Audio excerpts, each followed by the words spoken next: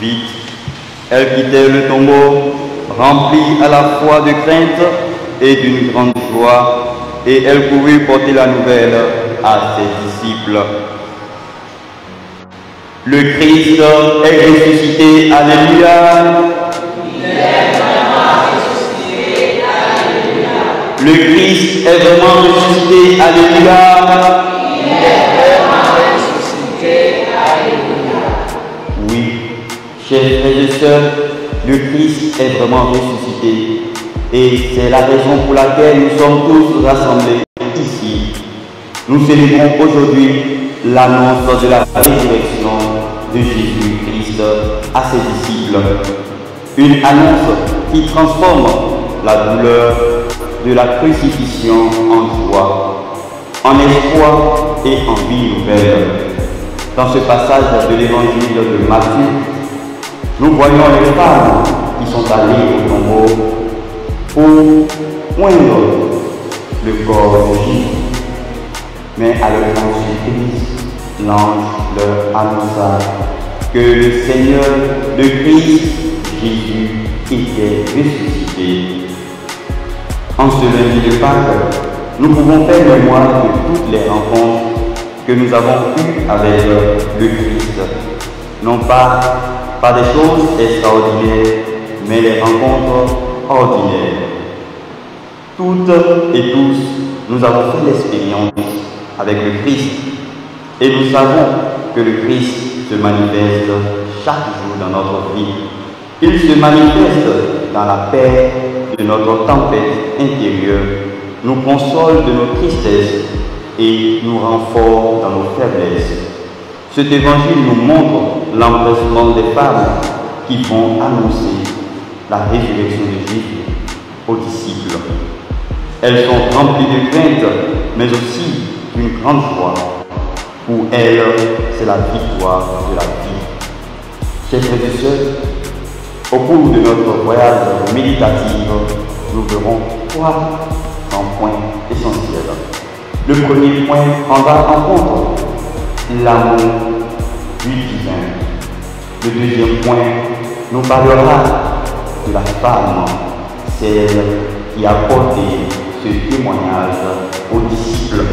Et le troisième nous montrera ce que c'est que l'annonce et la rencontre en Galilée. Le premier point qui nous parle de l'amour du divin, c'est cet amour qui a commencé dès la création du monde. Et comme nous l'avons vu dans les lectures de la veillée pascale, tout le cheminement que le Seigneur a fait avec son peuple. Et si nous nous référons directement à notre Père dans la foi, Abraham, nous verrons que le Seigneur tient toujours ses promesses et il est fidèle dans sa promesse. Dans le fait que le Seigneur ait choisi Abraham, déjà en lui changeant de nom, lui qui était Abraham et qui devient Abraham, déjà nous montre ce changement d'identité, ce changement d'état. Et la promesse qui lui a été faite de la multitude.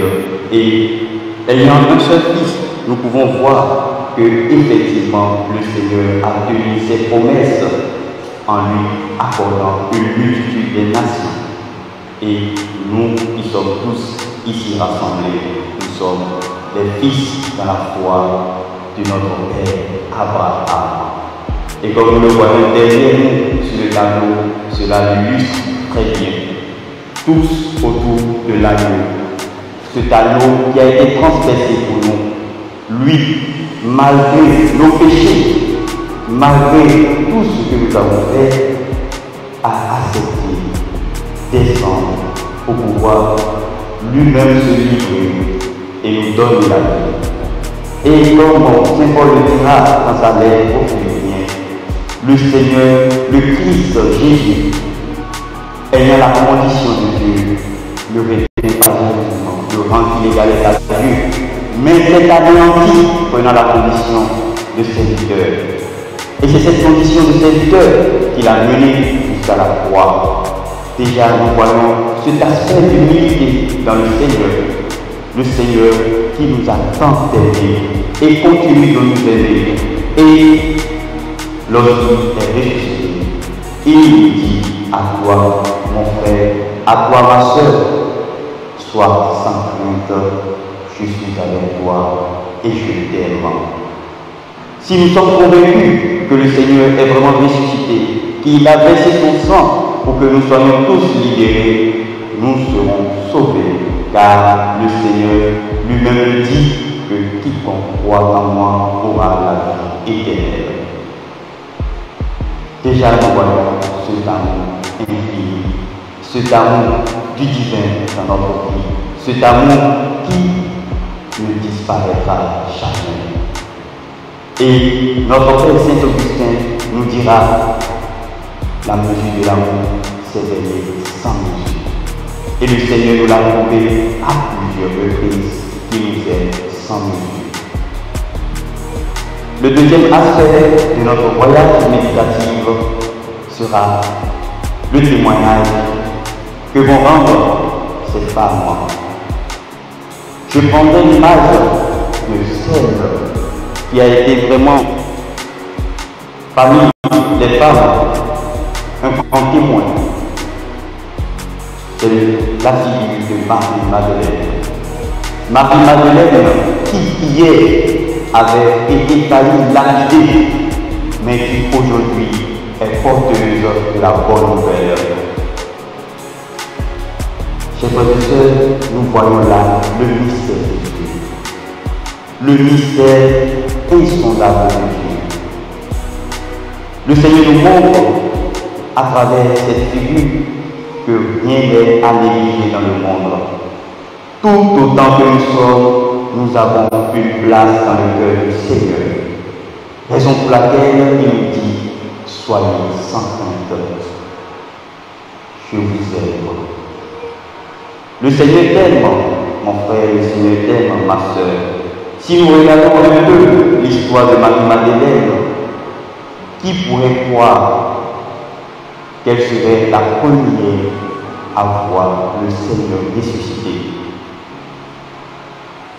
La question que je me suis posée lorsque je faisais la méditation sur ces textes est de savoir, mais pourquoi le Seigneur ne s'est pas révélé d'abord à ses disciples, mais a choisi de se révéler à celle qui hier avait été faillie la nuit? Déjà nous voyons ce cœur à cœur, cet amour incomparable. Et le Seigneur nous montre par là que tout autant que nous sommes, et je le répète encore, nous sommes importants et nous avons une place dans la vie du Seigneur. L'image de femme ici représente aussi, si nous remontons dans le temps, l'image de Marie. Elle qui a accepté par son lit porter le divin. Éviter le divin, c'est-à-dire Jésus, jusqu'aujourd'hui. Elle qui a vu son fils dans l'atrocité, dans le bain du sang, qui a tout vécu dans son cœur et qui l'a médité. Si je demandais à chacun qui parmi nous pourrait accepter de voir son fils être en train d'être torturé, et bien la mère, je pense que personne ne saurait répondre ou personne ne va accepter. Mais Marie, elle l'a fait jusqu'au bout. Elle a été là jusqu'au pied de la croix, jusqu'à ce qu'on puisse ensevelir son fils. Mais là n'est pas la question. La question est le témoignage des femmes. Permettez-moi de le dire. Mais si nous faisons une petite statistique en observant un peu dans notre chapelle, nous verrons que le nombre de femmes est élevé que le nombre des hommes.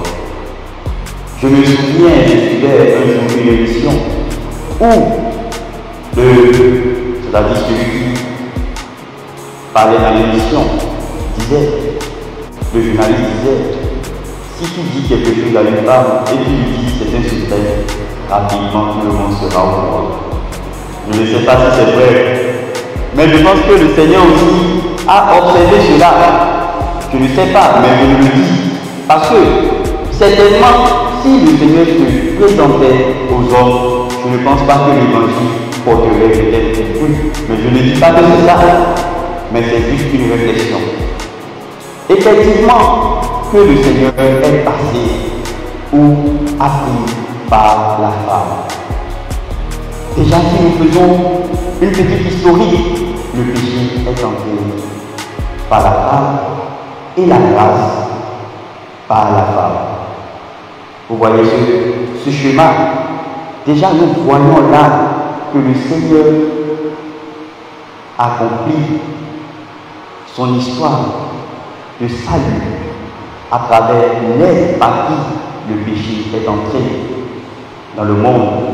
Et nous dirons que Marie est la nouvelle Ève et Jésus le nouvel Adam. Je suis tellement sidéré lorsque je vois les femmes dans une joie et dans une passion annoncer l'évangile du Seigneur. Car ce sont elles, les vraies éducatrices, qui peuvent facilement faire passer le message de Christ. Je ne suis pas féministe, mais c'est ma vision des choses. Et je sais que le Seigneur lui-même passe ou est passé, du moins par la femme, pour nous annoncer cette bonne nouvelle. Et nous demandons au Seigneur de nous donner ce cœur sensible de la femme, afin que nous aussi, nous puissions mieux contempler la face du Seigneur, afin que nous aussi, nous puissions aller au-delà du Seigneur, au-delà de ce que Marie-Madeleine a vu. Car le Seigneur passe par ce qui est insignifiant pour rendre signifiant. Si nous prenons la vie de Saint Paul qui a persécuté les chrétiens, et aujourd'hui, regardez vous-même la vie de Saint Paul et ce que Saint Paul a accompli dans l'Église. Si nous prenons la vie de Saint Pierre, Pierre a renié le Seigneur. Malgré le reniement, le Seigneur l'a encore accepté. Cela nous montre ce grand amour que le Seigneur a pour nous. Je suis sûr, à coup sûr, que si c'était nous les humains et quelqu'un nous a reniés, peut-être le pardon prendra des jours et des jours, des semaines, des mois, des années. Mais le Seigneur, toujours, dira à cette femme, allez annoncer à mes disciples que je suis ressuscité et qu'ils me verront en Galilée. Ce troisième voyage, ce troisième point du voyage méditatif est le point de rencontre, la Galilée. Que représente la Galilée? Au fait, la Galilée est ce point central, cette île où tout a commencé avec le Christ. Le Seigneur nous invite à chacun de revenir dans sa Galilée. Mais que représente cette Galilée? Peut-être pour les disciples, c'était le lieu où tout a commencé, comme je le disais. Mais à nous, que représente cette Galilée?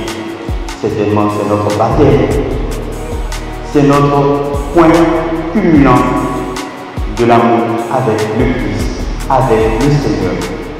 Lorsque nous nous sentons effondrés, faibles, anéantis par les difficultés de ce monde, rappelons-nous de ce premier amour que le Seigneur a eu pour nous et renforçons-nous afin d'aller de l'avant.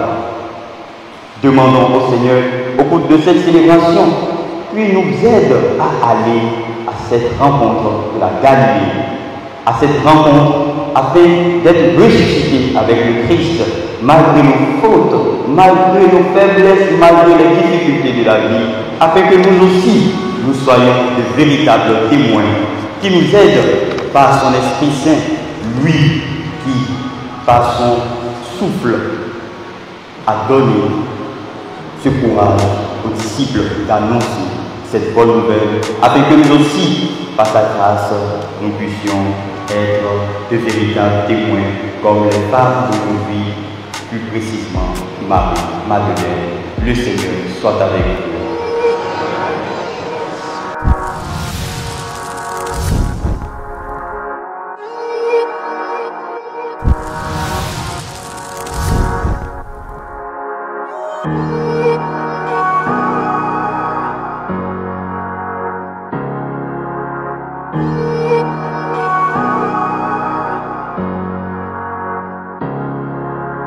Amen.